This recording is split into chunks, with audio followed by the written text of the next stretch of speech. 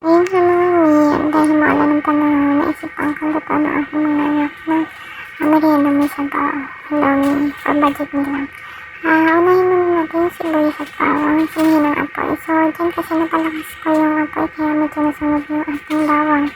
So, lagyan na rin natin ng nor, tunawin natin ito para lumasa sa ating sabaw. Ayun nga, after natin matunaw, lagyan na rin natin ng tubig. So, lagyan natin ng tubig at isabihin na rin natin yung tinunan na cornstarch. So, nakabukas ka ng apoy. Haluin lang natin para hindi ito mamuo. Lagyan na rin natin ng pamintang powder at magic sarap ang palasa. Ayun, habang kumukulo ito, ilagay na rin natin ang fresh pancit at onion leaves. Ayan. Then, itayin na lang natin itong kumulo. After kumulo, dito nga medyo umunti yung tubig niya, kaya naisipan ko dagdagan ulit siya ng tubig. So, ayun nga. Nilagay ko na rin ang ating itlog at ang ating chicharon. Dahil nga wala tayong karne, chicharon na lang ang aking nilagay. So, okay na rin yan para sa budget meal at mga nagtitipid ng mga mami.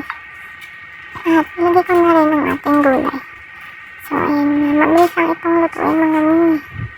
Kaya for sure, magustuhan itong aking mga ginakis. Thank you!